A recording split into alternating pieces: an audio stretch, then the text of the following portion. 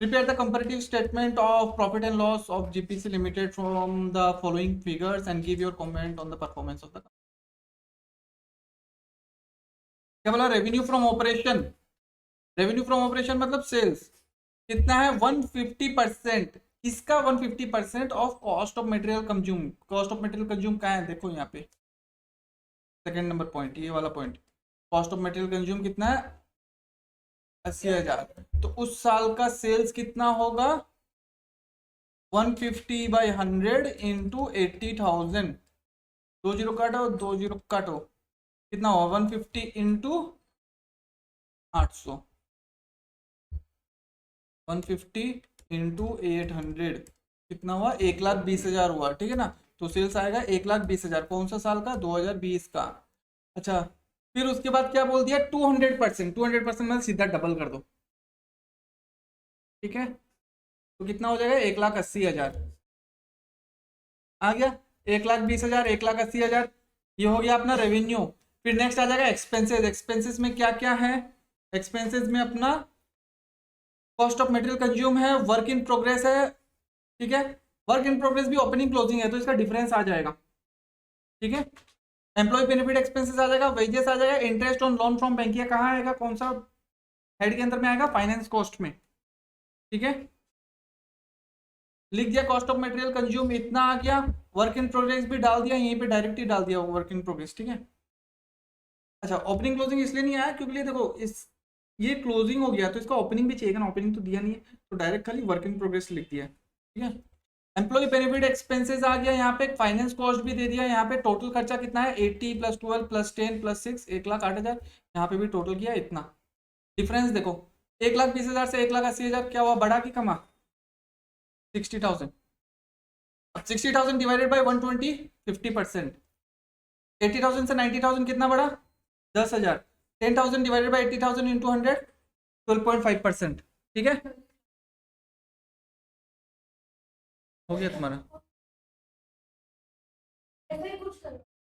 ठीक है। 12,000 और 20,000 कितना बढ़ा? 8,000। 8,000 डिवाइडेड बाई 12,000 इंटू 100, 66.67%, ठीक है। वैसे ही सेम कर लिया, यहाँ पे भी टोटल का डिफरेंस देख लिया। 1,08,000 और 32,000 में डिफरेंस कितना हुआ? 24,000 का डिफरेंस हुआ। 24,000 डिवाइडेड बाई 1,08,000, 22.22%। फिर उसके बाद प्रॉफिट बिफोर टैक्स आ गया इतना। कैसे? 120 माइनस 1,08,000, 12,000, 180 माइनस 132, 48,000, ठीक है ना।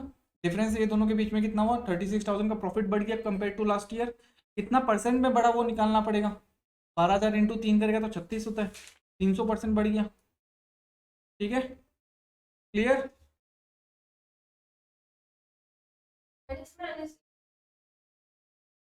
माइनस में लिखना पड़ेगा, परसेंटेज भी माइनस में आएगा, वैल्यू भी माइनस में आएगा। अमाउंट ऑफ रेवेन्यू फ्रॉम, अच्छा कमेंट्स दिया, छोड़ दो, कमेंट्स में देख लो क्या रेवेन्यू फ्रॉम ऑपरेशन क्या हुआ। बस ये बोला कि इंक्रीज किया है, we shows an increase of 50% in 1 year, while cost of material consume has increased by 12.5%, work in progress has increased by इतना, employ benefit increases has gone up, मतलब इंक्रीज ही हुआ 50%। However there is no change in finance cost, finance cost में कोई changes नहीं हुआ, finance cost जितना है उतना ही रहा, तो उसमें कोई चेंजेस नहीं हुआ। बट नेट प्रॉफिट इंक्रीज हुआ 300% इन द ईयर इतना, ठीक है। therefore the overall profitability of the business is, जब क्वेश्चन में आया तब लिखना पड़ेगा ना, यहाँ पे क्वेश्चन में ये बोल दिया ना, give your comment on the performance, तो बस तुमको यही लिखना है। रेवेन्यू ऑपरेशन 50% बढ़ गया, कॉस्ट ऑफ मटेरियल 12.5% बढ़ गया, वर्क इन प्रोग्रेस इतना बढ़ गया, एम्प्लॉय बेनिफिट इतना बढ़ गया, फाइनेंस कॉस्ट में कोई भी डिफरेंस नहीं आया, और अल्टीमेटली प्रॉफिट में जाके या टोटल एक्सपेंसेस इतना बढ़ गया, और प्रॉफिट में हम लोग का 300% ग्रोथ हुआ, ठीक है। आ जाओ 9 नंबर में, रेवेन्यू फ्रॉम ऑपरेशन 2 साल का दे दिया। करंट ईयर कौन सा है रितिका? करंट ईयर कौन सा है? पहला वाला करंट ईयर है,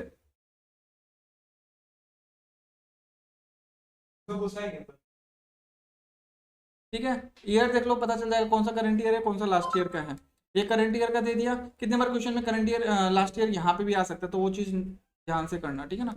अदर इनकम में भी बोल दिया, टोटल इनकम कितना हो जाएगा ये दोनों मिला के। एम्प्लॉय बेनिफिट एक्सपेंसेस क्या बोला? 20% ऑफ टोटल रेवेन्यू। अच्छा, टोटल रेवेन्यू मतलब ये दोनों मिला के टोटल रेवेन्यू होगा। अगर बोल दिया 60% ऑफ रेवेन्यू फ्रॉम ऑपरेशन, तब खाली हम 25 lakhs पे लेगा, ठीक है ना। यहाँ पे भी बोल दिया 50% ऑफ टोटल रेवेन्यू।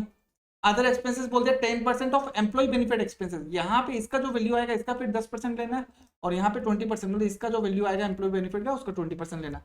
फिर टैक्स रेट बोल दिया 50-40। ठीक है, पहले देखो रेवेन्यू फ्रॉम ऑपरेशन और अदर इनकम लिखो। लिख दिया, पिछले साल का कितना है 2 लाख और 20 लाख और 5 लाख। टोटल इनकम कितना हो गया 25 लाख।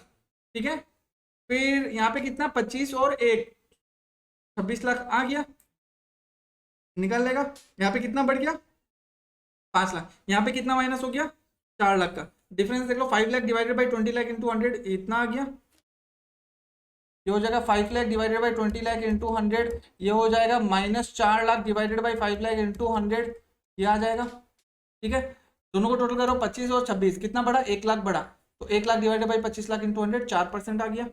अब एक्सपेंसेस में आ जाओ। एक्सपेंसेस में क्या बोला पहले employ benefit expenses. Employ benefit expenses कितना है 60%। 60% किसका लेगा पता है, नहीं लास्ट ईयर का देखो, लास्ट ईयर में कितना बोला 50%। 50% मतलब किसका लेगा टोटल रेवेन्यू का बोला है। क्या बोला यहाँ पे क्वेश्चन में 50% of total revenue. Total revenue मतलब ये वाला 25 लाख, ये वाला 25 लाख पे टोटल रेवेन्यू मतलब सारा इनकम जोड़ के। तो यहाँ पे तो दो ही इनकम है, एक तो सेल्स और एक अदर इनकम, दोनों को मिला के टोटल रेवेन्यू हुआ। इसका 50% मतलब आधा 12,50,000 आ गया। नेक्स्ट वाला का बोला 60%, इसका 60% करेगा 15,60,000 आ गया। ठीक है, उसके बाद अदर एक्सपेंसेस क्या बोला लास्ट ईयर में 20% ऑफ एम्प्लॉय बेनिफिट। अच्छा एम्प्लॉय बेनिफिट कितना निकला था अपना 12,50,000, इसका 20% करो 2.5 लाख आ गया। नेक्स्ट वाला का कितना बोला था 10%, तो 15,60,000 का 10% किया 1,56,000। टोटल एक्सपेंसेस ऐड कर लो 12,50,000 प्लस 2.5 लाख हो गया 15 लाख, और 15,60,000 प्लस 156 17,16,000। परसेंटेज निकाल लेगा, डिफरेंस निकाल लेगा। ये बढ़ गया है, ये कम हो गया है, और यहाँ पे भी बढ़ गया है, परसेंटेज निकाल लेगा। प्रॉफिट बिफोर टैक्स, अच्छा माइनस करो 25 लाख में से 15 लाख माइनस किया कितना आया 10 लाख। 26 लाख में से 17,16,000 माइनस किया कितना 8,84,000। बढ़ा कि कम है, ठीक है।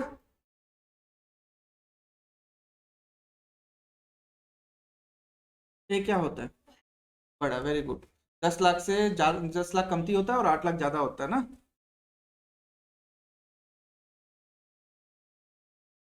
क्या ये लास्ट ईयर का है, ये करेंट ईयर का है, तो और क्या पूछ रहे हैं। ठीक है, तो 1,16,000 डिवाइडेड बाई 10 लाख इंटू 100 करेगा, नेगेटिव में ब्रैकेट में लिख दिया परसेंटेज भी। ठीक है, ब्रैकेट में लिखो। ठीक है, फिगर माइनस में लिख सकता है या ब्रैकेट में लिख सकता है, ब्रैकेट में लिखो कोई दिक्कत नहीं है। टैक्स एक में बोल दिया 40, एक में बोल दिया 50। 40 मतलब 10 लाख का 40% 4 लाख। 8,84,000 का 50% 4,42,000।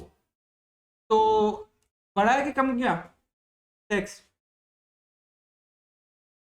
बढ़ा है।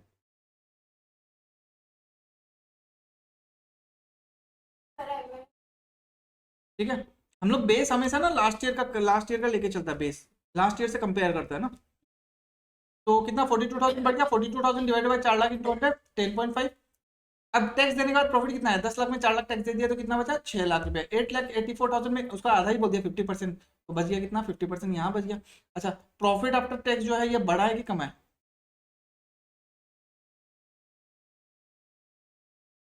ठीक है। तो कितना कमा निकाल दिया और कितना परसेंटेज आया वो आ गया। बहुत सोचना पड़ता है इसको।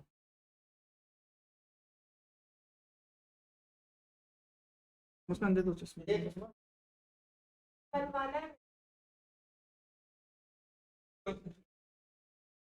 चलो 10 नंबर देखो सिंपल है, रेवेन्यू फ्रॉम ऑपरेशन दे दिए, दो अदर इनकम बोल दिया। अदर इनकम मतलब इसका 15% और इसका 20%, और एक्सपेंसेस खाली एक ही एक्सपेंसेस लिखा है किसका रेवेन्यू फ्रॉम ऑपरेशन का 60%, तो इसका 60% और इसका 50%।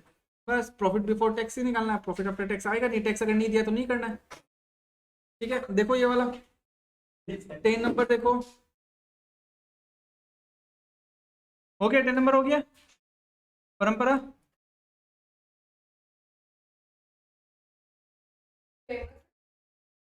पहले हो गया। आ जाओ इलेस्ट्रेशन नंबर 11, ठीक है ना। रेवेन्यू फ्रॉम ऑपरेशंस दिया हुआ है, सेल्स रिटर्न दिया हुआ है, ठीक है, सेल्स रिटर्न माइनस हो जाएगा सेल्स से, ठीक है। कॉस्ट ऑफ मटेरियल कंज्यूम क्या बोला है देखो, 50% ऑफ रेवेन्यू फ्रॉम ऑपरेशन, फिर उसके बाद क्या बोल दिया, नेट, माइनस करने के बाद जो बचा वो होता है नेट, ठीक है ना।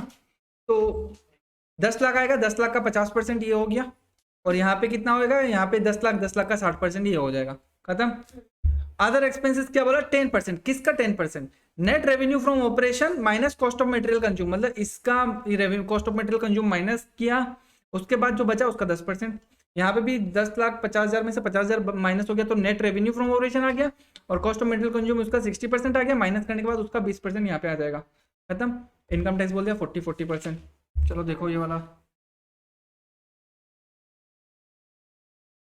क्या चीज बोलो।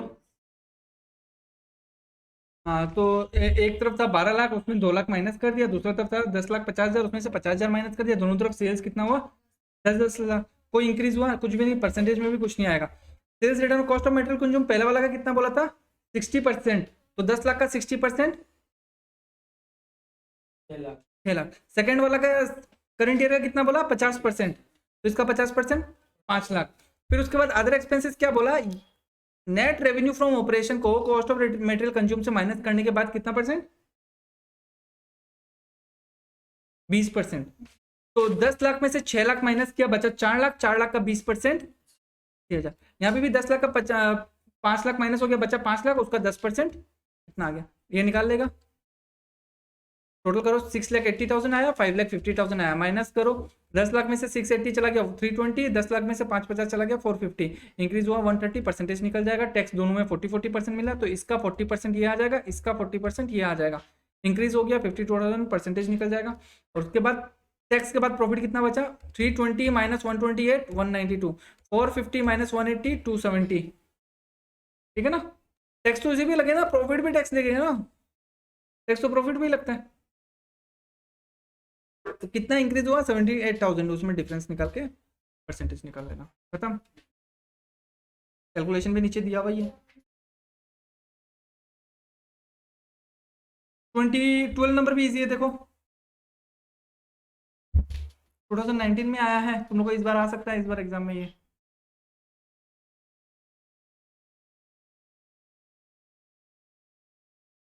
उसका हो गया विकास, पीपी को तो पूछ के फायदा नहीं है। 30 नंबर भी देखो, समझ में आ रहा है क्या, इजी है, सब कुछ तो दिया हुआ ही है।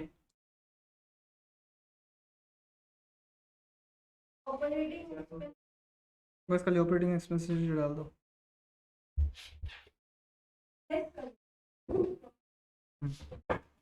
क्या प्रॉफिट नीचे एक्सपेंसेस में आ जाएगा। अच्छा ये दूसरी तरीके से किया है, ठीक है ना, इसमें देखो कहीं पे भी फाइनेंस कॉस्ट नहीं दिया, या तुम्हारा एम्प्लॉय बेनिफिट नहीं दिया, यहाँ पे नॉर्मली हम लोग जो एचएस फर्स्ट ईयर में जो पीएल बनाता था ना उस सबसे दे दिया खाली फिगर। यहाँ पे रेवेन्यू फ्रॉम ऑपरेशन भी नहीं दिया, डायरेक्ट सेल्स दिया, कॉस्ट ऑफ गुड्स सोल्ड दे दिया, वेजेस पेड दे दिया, ऑपरेटिंग एक्सपेंसेस मतलब बिजनेस का खर्चा वर्चा, और अदर इनकम दे दिया। तो ठीक है, हम लोग वैसे ही लेके चलेगा, सेल्स ले लिया, उसमें से cost of goods sold minus कर दिया, प्रॉफिट आ गया, अपना जो ट्रेडिंग अकाउंट का जो प्रॉफिट आता है आ गया। उसके बाद हम लोग ऑपरेटिंग एक्सपेंसेस माइनस करेगा और ऑपरेटिंग इनकम ऐड कर देगा, ऑपरेटिंग एक्सपेंसेस माइनस और ऑपरेटिंग इनकम ऐड, ठीक है। तो ये ऑपरेटिंग इनकम आ गया, सॉरी ये ऑपरेटिंग इनकम आ गया माइनस करने, फिर उसका अदर इनकम ऐड किया तो प्रॉफिट बिफोर टैक्स आ गया, फिर इनकम टैक्स माइनस किया तो प्रॉफिट आफ्टर टैक्स आ गया, समझ गया। पीएल के हिसाब से चलेगा वहां पे जो था।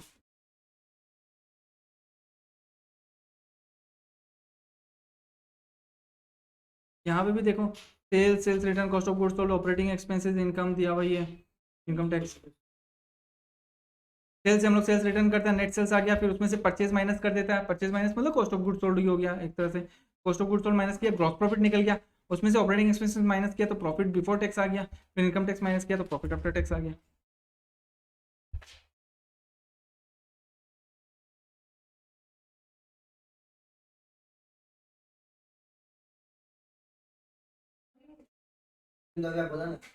हो गया, देख लिया तो 50 नंबर देखो, सेल्स दिया हुआ है, कॉस्ट ऑफ गुड्स बोल दिया 40% और इसका 50%, निकाल लो। 6 लाख का 40%, 2,40,000, 8 लाख का 50%, 4 लाख रुपया। तो अपना ग्रॉस प्रॉफिट आ जाएगा। ग्रॉस प्रॉफिट पे फिर एडमिनिस्ट्रेटिव एक्सपेंसेस बोल दिया 20%, ये आ गया ना ग्रॉस प्रॉफिट। 6 लाख से 2,40,000 माइनस किया 3,60,000, 8 लाख से 4 लाख माइनस किया 4 लाख, ये ग्रॉस प्रॉफिट हुआ। ग्रॉस प्रॉफिट का कितना परसेंट दिया हुआ? 20% और 15%। निकाल लो इसका 20%, इसका 15%। प्रॉफिट बिफोर टैक्स आ गया। इनकम टैक्स तो दिया हुआ है यहाँ पे 50 और 50 कर दिया, खत्म। ठीक है, कर लेगा, वर्किंग कर लेना ऐसे। यहाँ पे जितना भी होमवर्क करके आ जाना, ठीक है। कंपैरेटिव बैलेंस शीट हम लोग नेक्स्ट क्लास में करेगा।